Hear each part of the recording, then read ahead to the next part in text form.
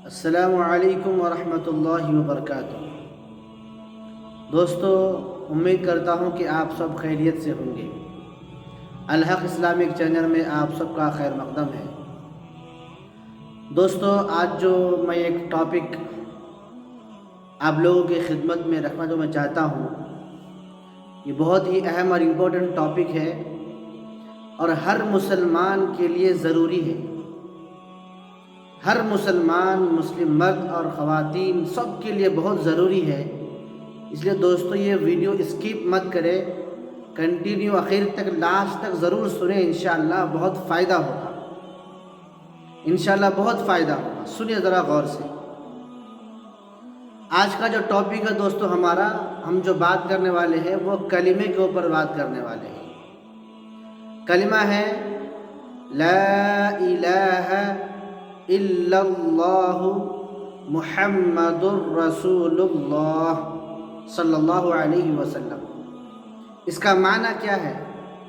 کلمے کا مفہوم کیا ہے؟ اور کلمہ کا مطلب کیا ہے؟ دوستو، 98% لوگ، بلکہ 99% لوگ اس کلمے کے معنی اور مفہوم سے بالکل ناواقف ہیں۔ کلمے کا کیا مطلب ہے، کلمے کا کیا معنی ہے، بالکل نہیں جانتے ہیں۔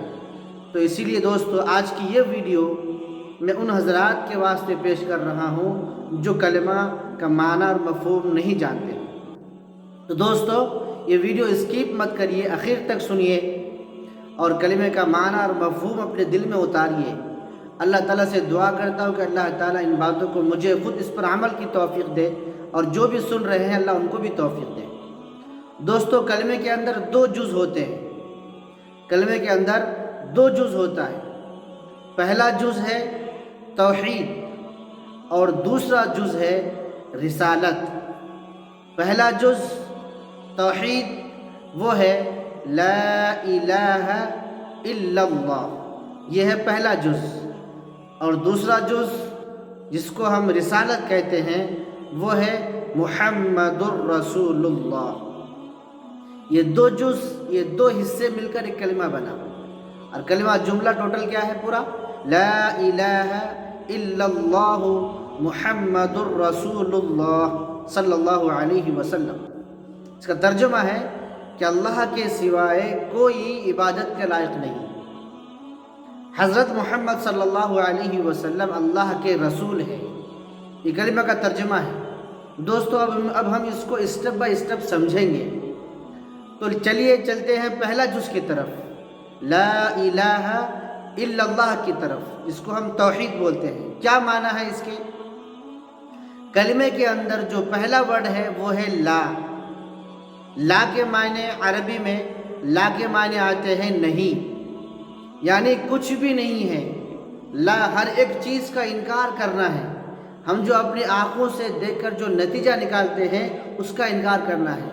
ہاتھوں سے چھو کر ہم جس چیز کا احساس کرتے ہیں اس کا انکار کرنا ہے، اور منہ سے اور زبان سے اور کان سے سن کر جو بھی ہم جس چیز کا بھی ادراک کرتے ہیں، احساس کرتے ہیں، اس کا انکار کرنا ہے، یعنی کچھ بھی نہیں ہے۔ لا الہ، الہ کے معنی آتے ہیں معبود، یعنی دنیا کے اندر کوئی معبود نہیں ہے۔ معبود کے معنی ہے جس کی عبادت کی جائے، جس کی بندگی کی جائے، جس کی پوجا کی جائے، جس کی پرستش کی جائے، جن کی بات مانی جائے، جن کی بات سنی جائے، جن پر عمل کیا جائے، وہ ہے معبود۔ یعنی اللہ کے علاوہ کوئی معبود نہیں۔ لا الہ کے معنی ہوا کوئی معبود نہیں ہے۔ اولا انکار کرنا ہے کہ کوئی معبود نہیں ہے۔ اللہ کے معنی ہے سوائے، اللہ کے معنی اللہ، یعنی اللہ کے سوا کوئی معبود نہیں ہے۔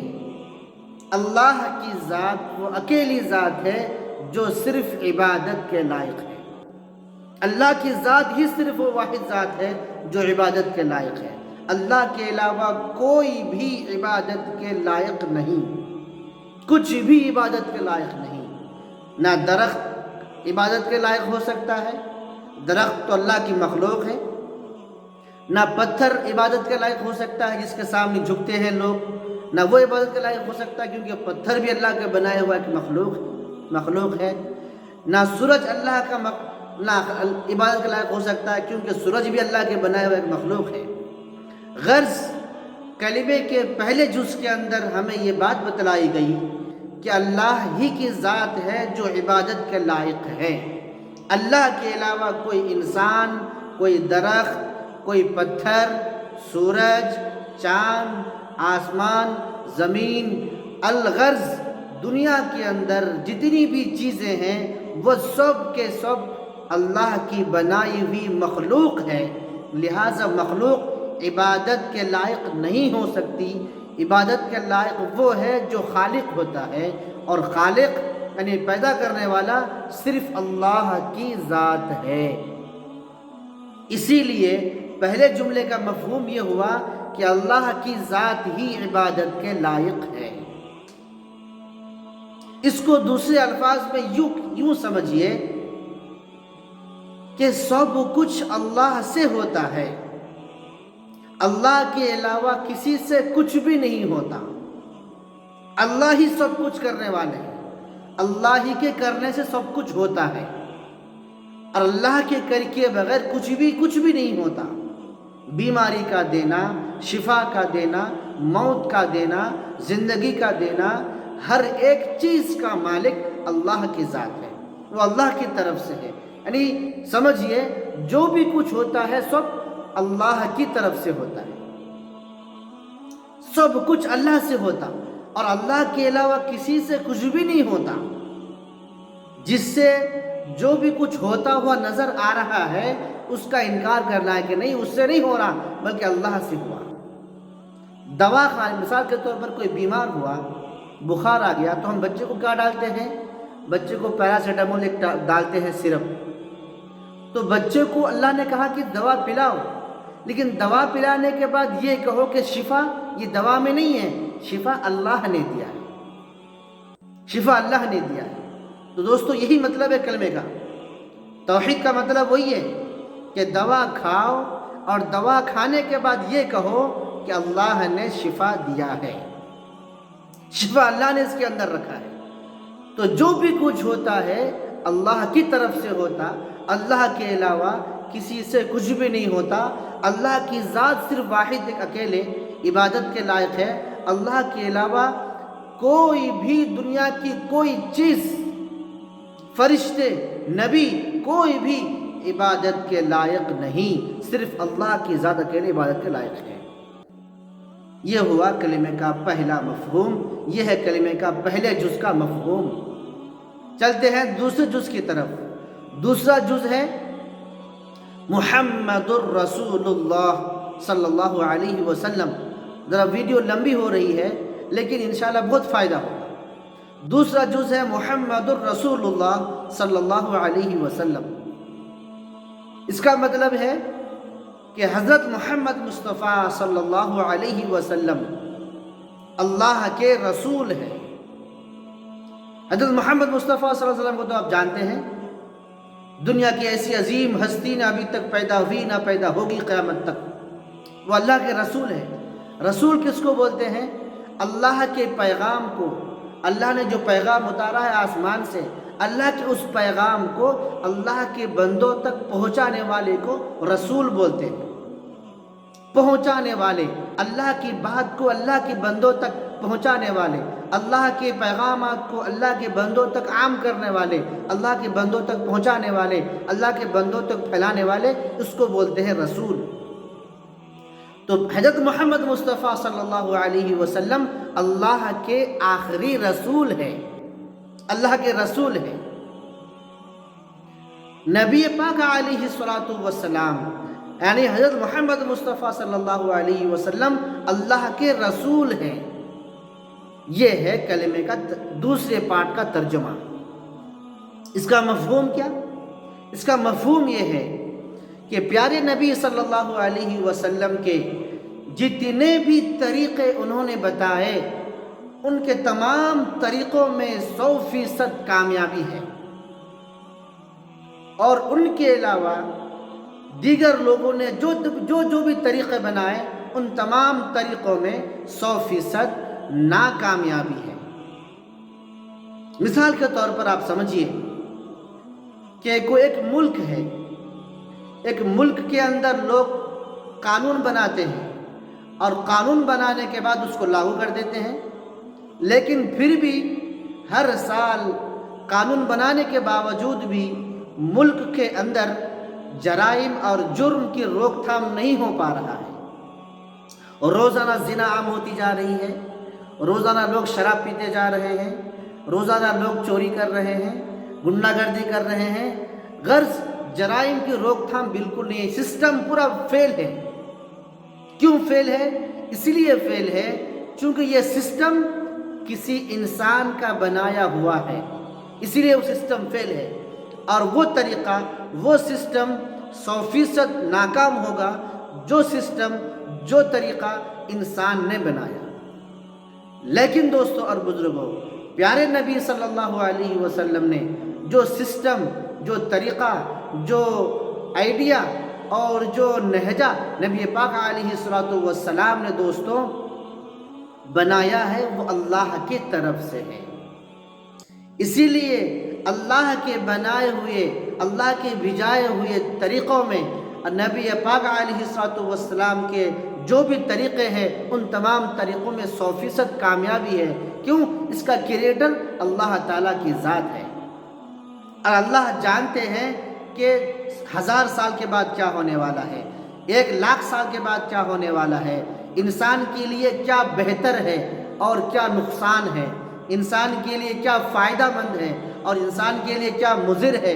دوستو یہ اللہ بہتر جانتے ہیں، لہذا اللہ تعالیٰ جو قانون بنائے گا، اللہ پاک جو سسٹم بنایا ہے وہ سسٹم انسانیت کے لیے فائدہ مند ہے، اور اس سسٹم کے اندر اللہ پاک نے 100% کامیابی رکھی ہے۔ تو رسالت کا مطلب یہ ہوا کہ ان کا سسٹم کیوں فیل ہے دوستو؟ اس لیے فیل ہے کہ انسان کے بنایا ہوا سسٹم ہے، اس وجہ سے سسٹم فیل ہے۔ اور نبی کا سسٹم پاس کیوں ہے؟ اس وجہ سے کہ ان کا سسٹم اللہ کا بنایا ہوا سسٹم ہے۔ اسی کو دوستو بزرگوں یوں سمجھیے کہ نبی کے طریقوں میں 100% کامیابی ہے، اور نبی کے علاوہ جتنے بھی لوگوں نے طریقے بنائے، سسٹم بنائے، قانون بنائے، وہ تمام طریقوں میں 100% گارنٹی کے ساتھ ناکامیابی ہے۔ مثال کے طور پر دنیا آج امن، شانتی، چین، سکون حاصل کرنے کے لیے، جرائم کو روک تھام کرنے کے لیے، جرائم کو روکنے کے لیے دوستو بزرگوں کیسے کیسے قانون نہیں بناتے ہیں، لیکن دوستو وہ سب کے سب قانون فیل ہے۔ کیوں فیل ہے؟ انسان کا بنایا ہوا قانون ہے، اس لیے فیل ہے دوستو۔ لیکن جس دن یاد رکھیے اللہ کا بنایا ہوا قانون اور پیارے نبی حضرت محمد مصطفیٰ صلی اللہ علیہ وسلم کا بنایا ہوا طریقہ، لایا ہوا طریقہ، جس دن دوستو یہ دنیا والے اس کو فالو کریں گے، اس پر عمل کریں گے، زمین پر نافذ کریں گے دوستو، اس دن اس زمین کے اندر دوستو امن، چین، سکون، شانتی ساری انسانیت کو مہیا ہوگی۔ کوئی انسان زنا نہیں کر سکتا، زنا نہیں کرے گا، وہ سسٹم ہی کے اندر ایسی چیز ہے کہ انسان زنا چاہ کے بھی نہیں کر سکے گا، انسان چاہ کے بھی چوری نہیں کر سکے گا، انسان چاہ کے بھی کسی کے اوپر ظلم نہیں کر سکے گا۔ دوستو یہ ہے وہ سسٹم جو پیارے نبی صلی اللہ علیہ وسلم اللہ کے پاس سے لے کر آئے ہیں۔ لہذا دوسرا جو مفہوم ہے محمد الرسول اللہ صلی اللہ علیہ وسلم، اس کا مفہوم یہ ہوا کہ سب جتنے بھی طریقے ہیں ان تمام طریقوں میں 100% ناکامیابی ہے، اور پیارے نبی صلی اللہ علیہ وسلم کے طریقوں میں 100% کامیابی ہے۔ دوستو اس کا یقین ہم اپنے دل کے اندر بٹھا لینا، یہ ہے کلمے کا مقصد۔ اس کو 2 لفظوں میں یوں سمجھے کہ سب کچھ اللہ کی ذات سے ہوتا ہے، غیر اللہ سے، غیروں سے کچھ بھی نہیں ہوتا، اور پیارے نبی صلی اللہ علیہ وسلم کے طریقوں میں 100% کامیابی ہے۔ ان کے علاوہ جتنے بھی طریقے اور سسٹم ہیں ان تمام طریقوں اور سسٹم میں ناکامیابی ہے۔ اس کا یقین ہم سب اپنے دل کے اندر بٹھا لیں۔ انشاءاللہ امید کرتا ہوں کہ آپ لوگوں کو یہ کلمے کا معنی اور مطلب سمجھ میں آیا ہوگا۔ اللہ تعالیٰ سے دعا ہے کہ اللہ تعالیٰ تمام امت مسلمہ کو کلمے کا صحیح معنی اور مطلب سمجھنے کی توفیق عطا فرمائے۔ والسلام علیکم ورحمۃ اللہ وبرکاتہ۔